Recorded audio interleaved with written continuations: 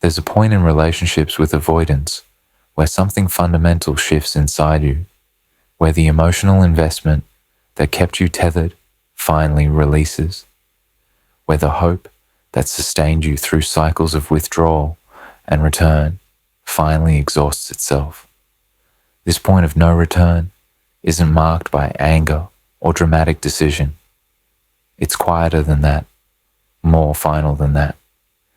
It's the internal moment when you recognize that you're done, not because you've decided to be done, but because you simply are done, when the relationship that once consumed your thoughts and energy becomes something you observe with detachment rather than desperation. This point is significant because it's often irreversible.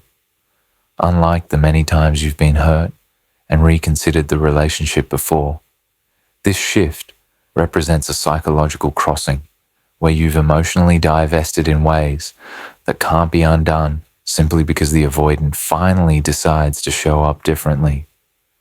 Understanding the signs that you've reached this point of no return is crucial because it helps you recognize when you're not just temporarily frustrated or hurt, but genuinely finished, when staying or giving another chance would be forcing something that's already ended internally, regardless of external relationship status. These signs aren't about the avoidance behavior. They're about your internal transformation, about what's changed in how you experience the relationship, how you think about the avoidant, how you've restructured your life and emotional landscape in ways that no longer accommodate their patterns.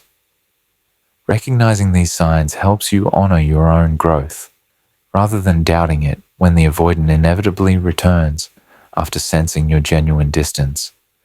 Helps you trust that your disengagement is wisdom rather than giving up. Helps you understand that some endings aren't failures, but rather natural conclusions that arrive when you've finally valued yourself enough to stop accepting what doesn't serve you. You've stopped caring whether they show up or not. The first and perhaps most definitive sign that you've reached the point of no return is when you've stopped caring whether the avoidant shows up or not, when their presence or absence no longer significantly impacts your emotional state, when you've released the desperate need for them to finally be consistent and have accepted with complete neutrality that they are who they are and it no longer matters to your well-being. This shift from caring intensely to not caring is profound because it represents the death of hope, the end of investment, the completion of a grieving process that's allowed you to let go of the relationship emotionally, even if it hasn't ended officially.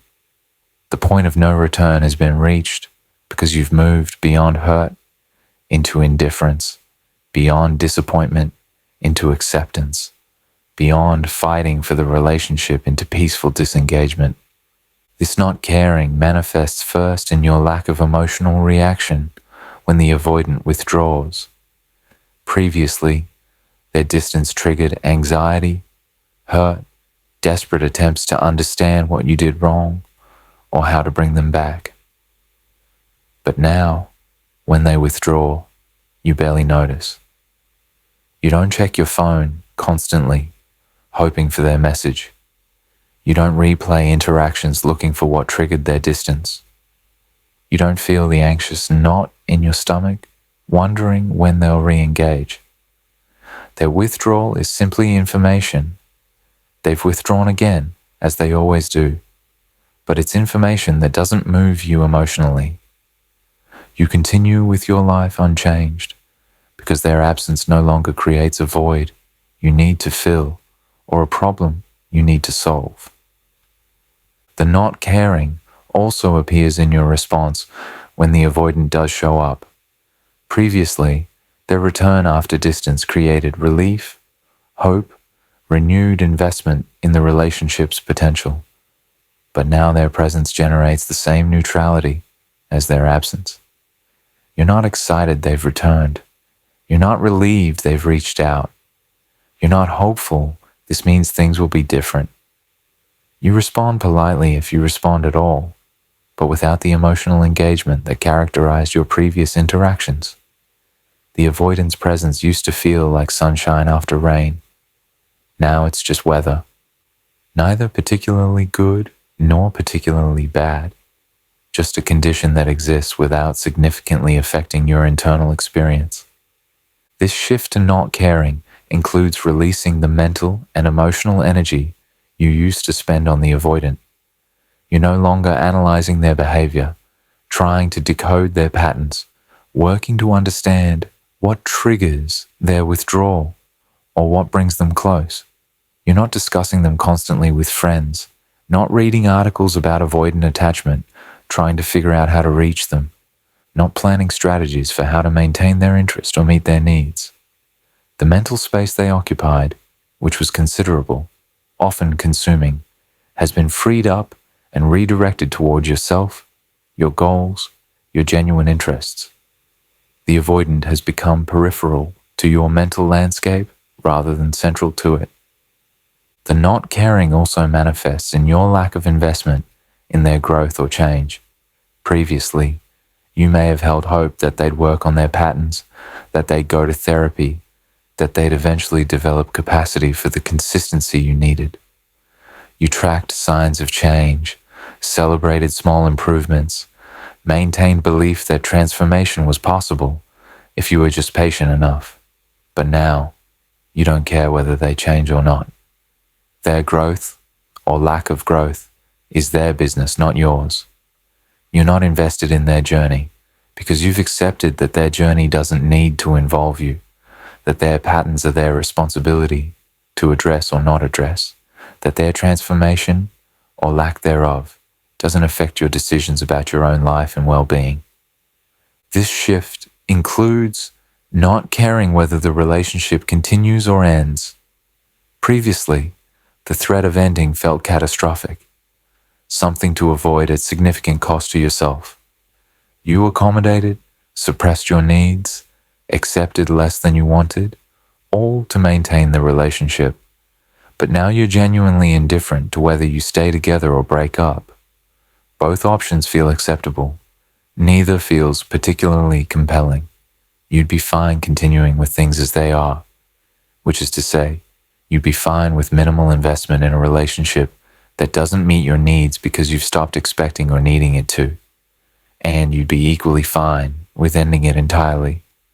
This indifference is the opposite of the intense emotional investment that characterized earlier stages of the relationship, and it signals that the connection that once felt vital now feels optional at best, irrelevant at worst.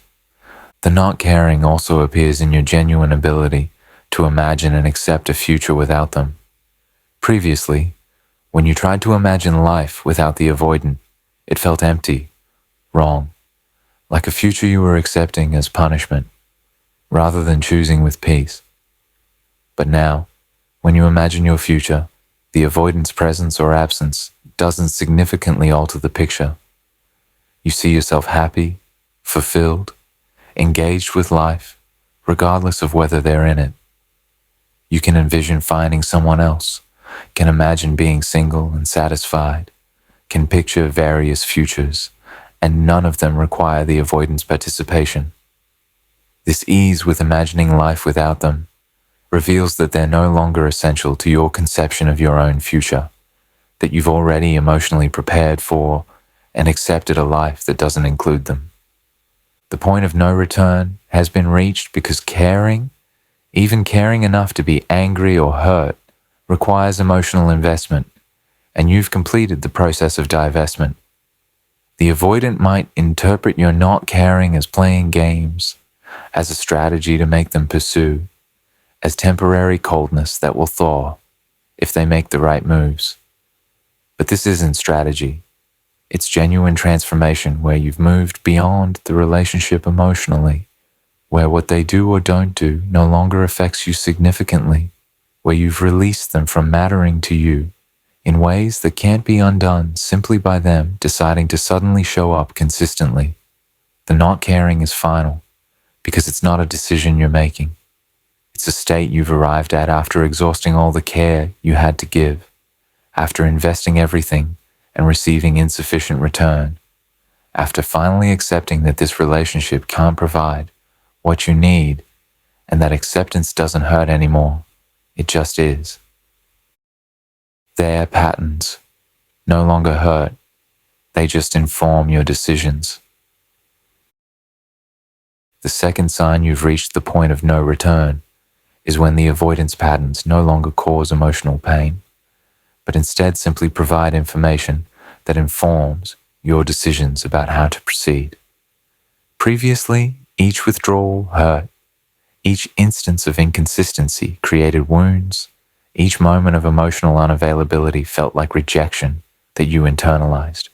But now their patterns are data rather than devastation, evidence rather than injury, information about their capacity that you receive neutrally and use practically to make choices that serve your well-being. This shift from experiencing their behavior as painful to experiencing it as informative represents a fundamental change in your relationship to the avoidant and signals that you've achieved the psychological distance necessary for the point of no return. This transformation manifests in how you interpret their withdrawal. Previously, when the avoidant created distance, you interpreted it personally. You did something wrong. You were too much. You pushed them away. Their withdrawal triggered self-doubt, anxiety about your worthiness, desperate attempts to figure out what you could do differently. But now, when they withdraw, you interpret it accurately. They're uncomfortable with intimacy. They're triggered by closeness. They're operating from attachment wounds that have nothing to do with you. Their withdrawal is information about their patterns, not information about your value. This reframing from personal to informational removes the emotional charge from their behavior. It still tells you something important, but what it tells you is about them rather than about you. The patterns informing decisions rather than causing hurt also appears in how you respond to their inconsistency. Previously, their unpredictable availability created constant anxiety, kept you in a state of hypervigilance about their mood and availability, made you adjust your entire life, trying to accommodate their fluctuations. But now, their inconsistency is simply information that they're not capable of the reliability you need from partnership. You receive this information and make decisions accordingly. You stop organizing your schedule around their uncertain availability. You make plans that don't depend on them showing up. You invest your energy in relationships and pursuits that actually reciprocate your investment. Their inconsistency informs you to protect yourself rather than hurting you into desperate pursuit. This shift includes experiencing their emotional unavailability as revelation rather than rejection.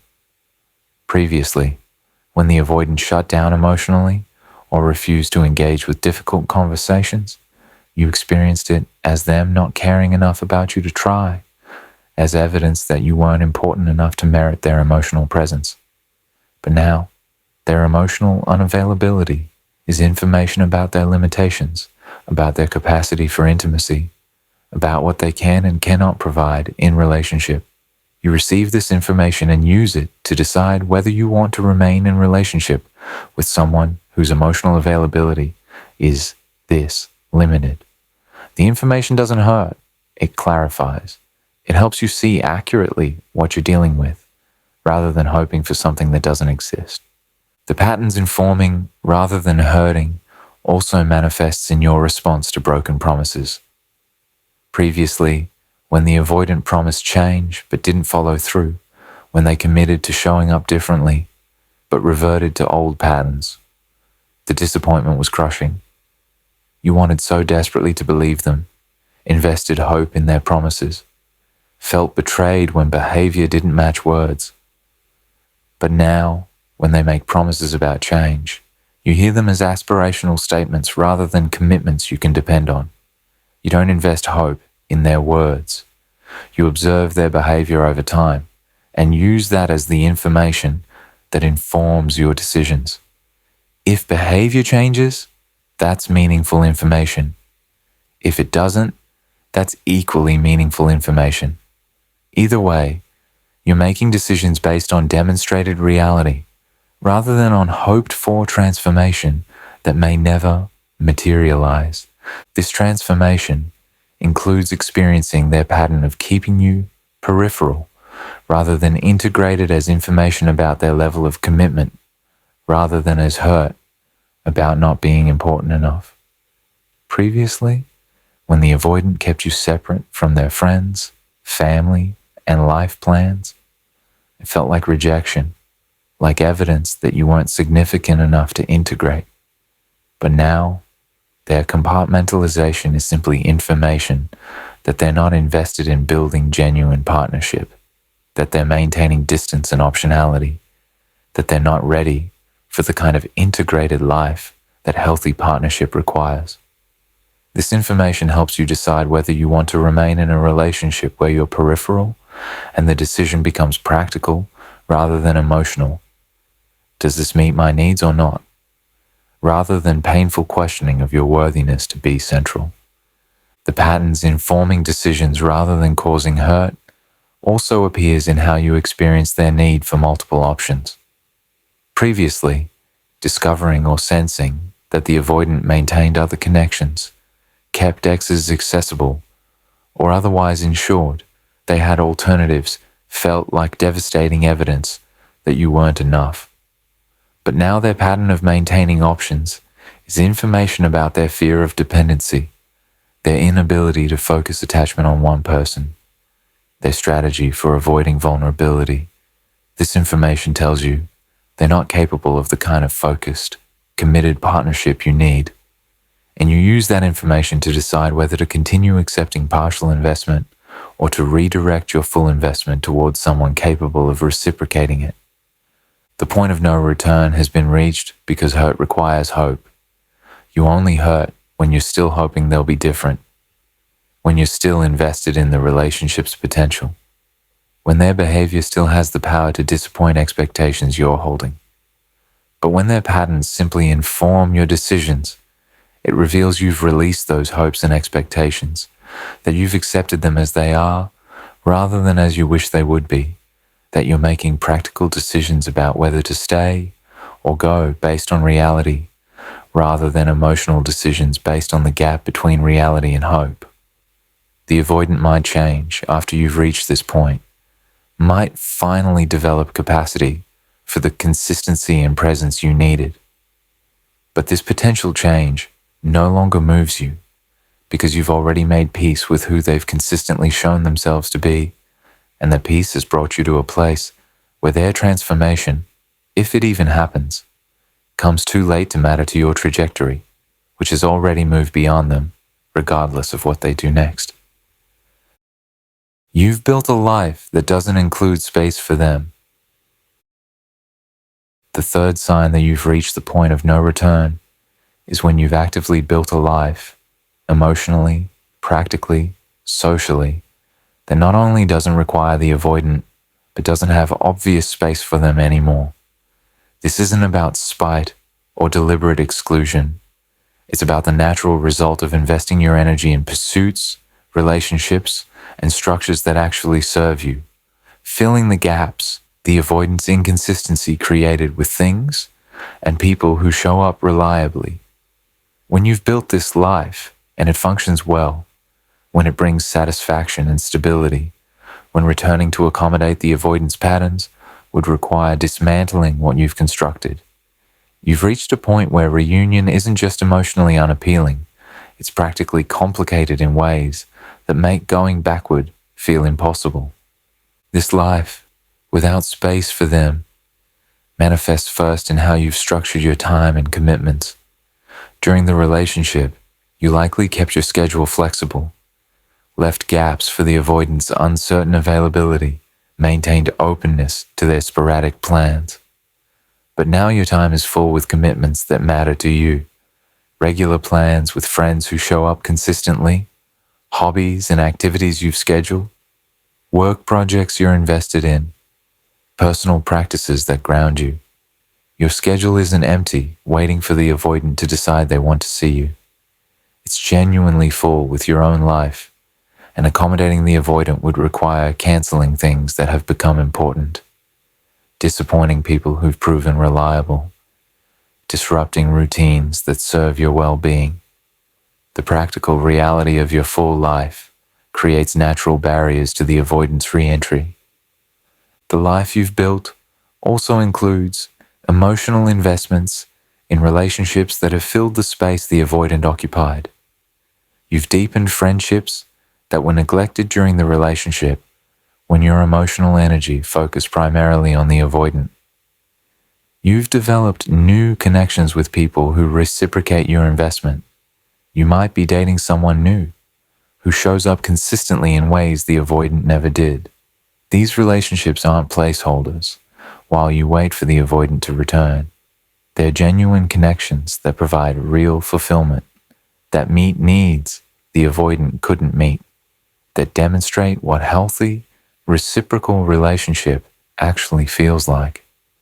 Returning to the avoidant would mean either abandoning or significantly reducing investment in these relationships that have proven their value through their presence during the period when the avoidant was absent.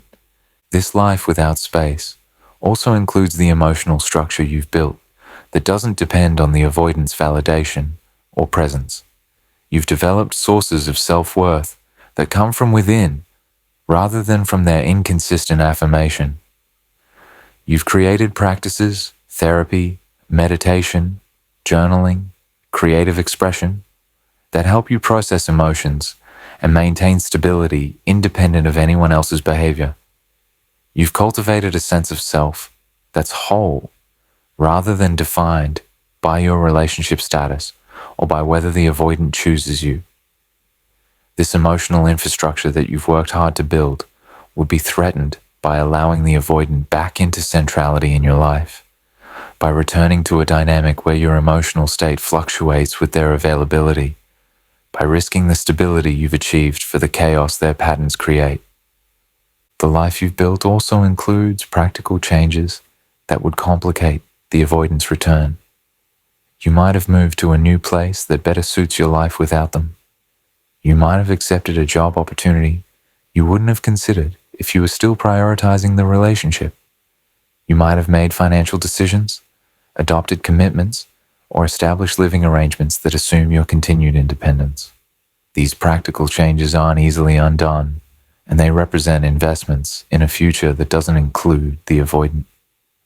Accommodating their return would require reversing decisions you made to serve yourself, sacrificing opportunities you pursued precisely because you were no longer constrained by a relationship that wasn't working. This life without space for them includes the narrative you've constructed about who you are and where you're going that no longer features them as a central character. During the relationship, your story likely revolved significantly around them. Your hopes for the relationship, your work to make it function, your identity as their partner. But now, your narrative centers on yourself, your growth, your goals, your journey toward the life you want, your relationships with people who enhance rather than complicate your well-being. The story you tell yourself about your life is one of moving forward, of healing, of building something better. The avoidant returning would interrupt this narrative, would require you to rewrite your story again, to accommodate someone who's already been written out, whose absence has been integrated into your understanding of who you're becoming and where you're headed. The life you've built also includes clear boundaries and standards that emerge from your experience with the avoidant. Standards that the avoidant, as they've demonstrated themselves to be, cannot meet. You've learned what you need from partnership: consistency, emotional availability, integration into each other's lives, mutual prioritization.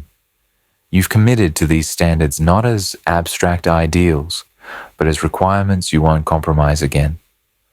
The life you've built is structured around these standards, around relationships and pursuits that meet them. The avoidant returning would either require them to have transformed enough to meet your standards, which is possible but unlikely based on their track record, or would require you to lower your standards again to make space for patterns you've decided you won't accept anymore. The former seems improbable. The latter feels like betraying the growth you've achieved and the commitment you've made to yourself. The point of no return has been reached because the life you've built isn't something you want to disrupt or dismantle, isn't something you're maintaining reluctantly while secretly hoping the avoidant will return so you can abandon it. You're genuinely satisfied with this life, genuinely invested in the people and pursuits that fill it, genuinely committed to the trajectory you're on. The avoidance return would be an intrusion into something that works rather than a solution to something that's broken, a complication to something stable rather than a restoration of something you're missing.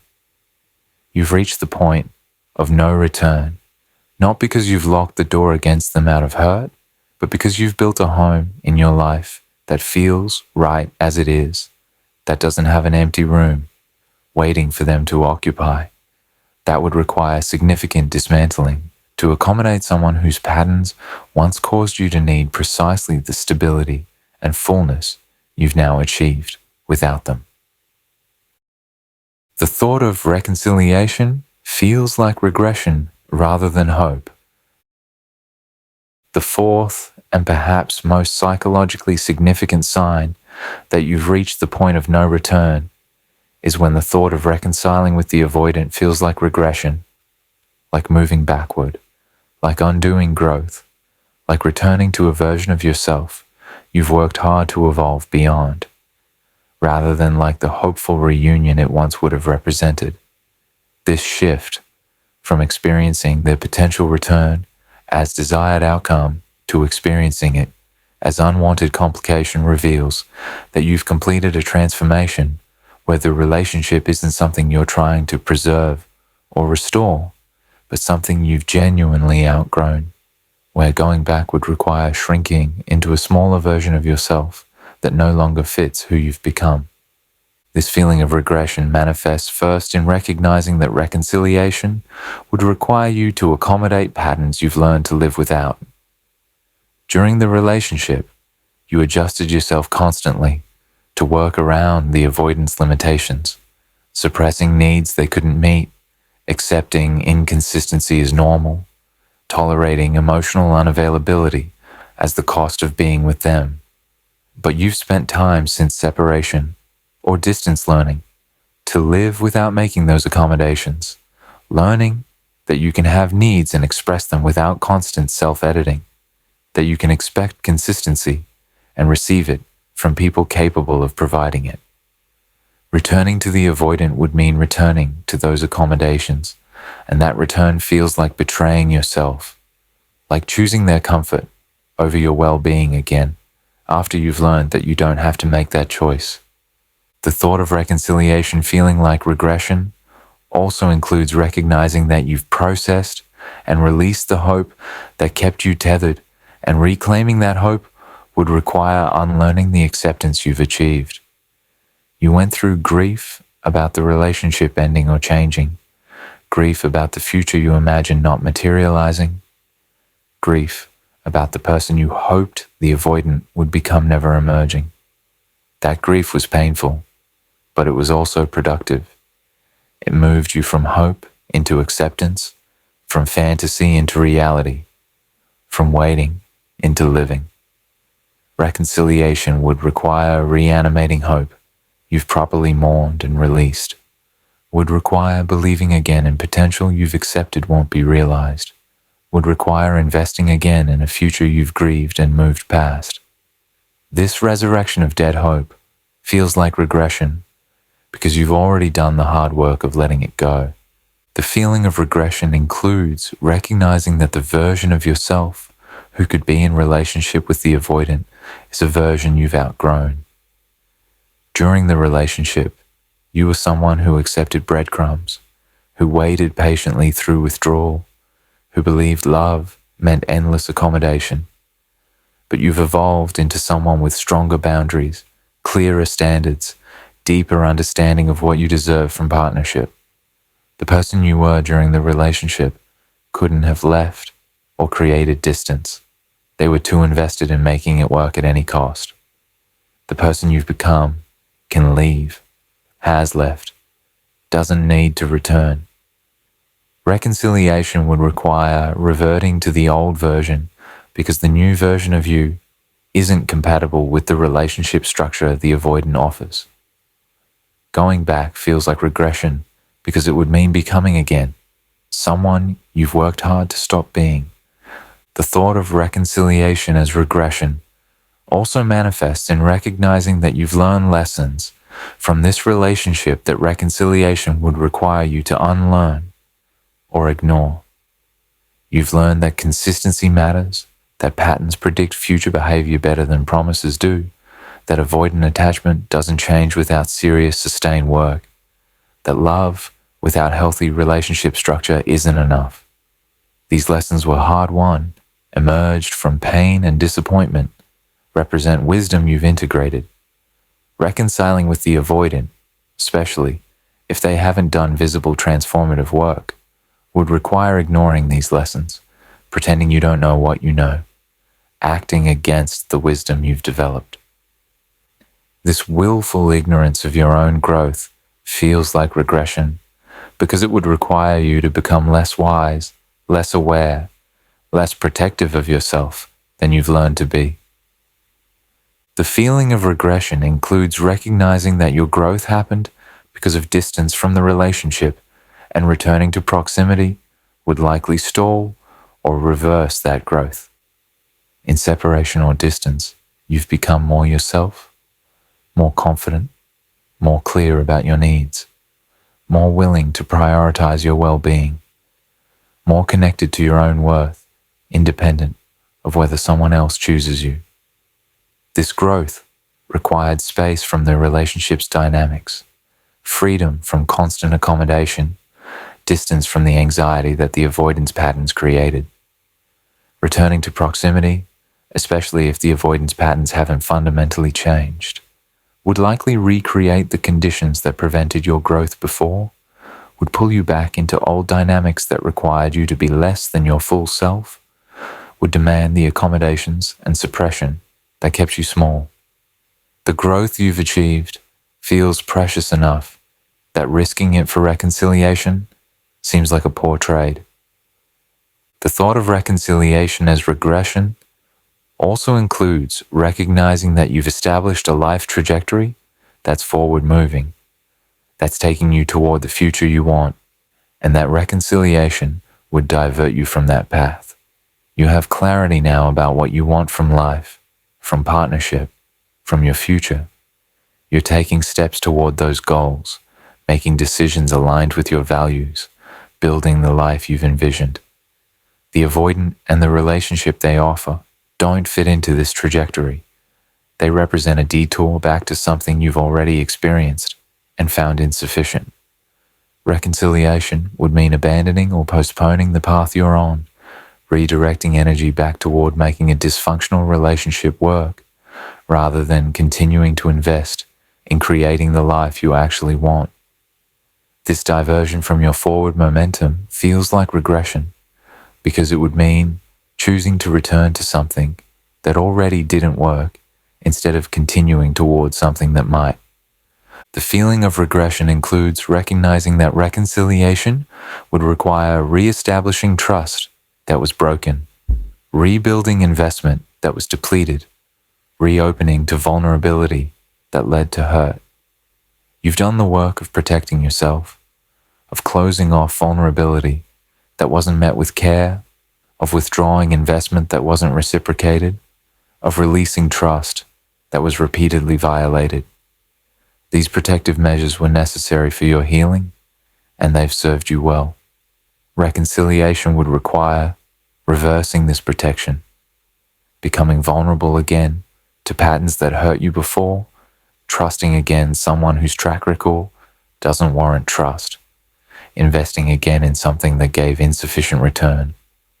This reopening of closed wounds, this re-extending of withdrawn trust, this reinvestment of depleted energy, all of it feels like regression because you've already done the painful work of withdrawing these things, and you'd have to undo that work to give the relationship another chance. The point of no return has been reached because regression, moving backward, holds no appeal when you're satisfied with the direction you're moving forward. You're not stuck, not stagnant, not waiting for the avoidant to return, so your life can resume. You're actively building, growing, healing, moving toward a future that excites you. The avoidance return isn't experienced as an opportunity, but as a potential obstacle to the momentum you've built, as a temptation to abandon the growth you've achieved for the familiar comfort of patterns you've outgrown. When reconciliation feels like regression rather than hope, when going back feels like betraying yourself rather than giving love another chance, when the relationship represents your past rather than your future, you've reached the point where no amount of change from the avoidant is likely to pull you back, because you've fundamentally changed in ways that make you incompatible with the relationship you once desperately tried to preserve. The point of no return isn't about the door being locked. It's about you having walked so far down a different path that turning back would require abandoning the journey you're on, and that journey matters to you more now than the relationship you've left behind.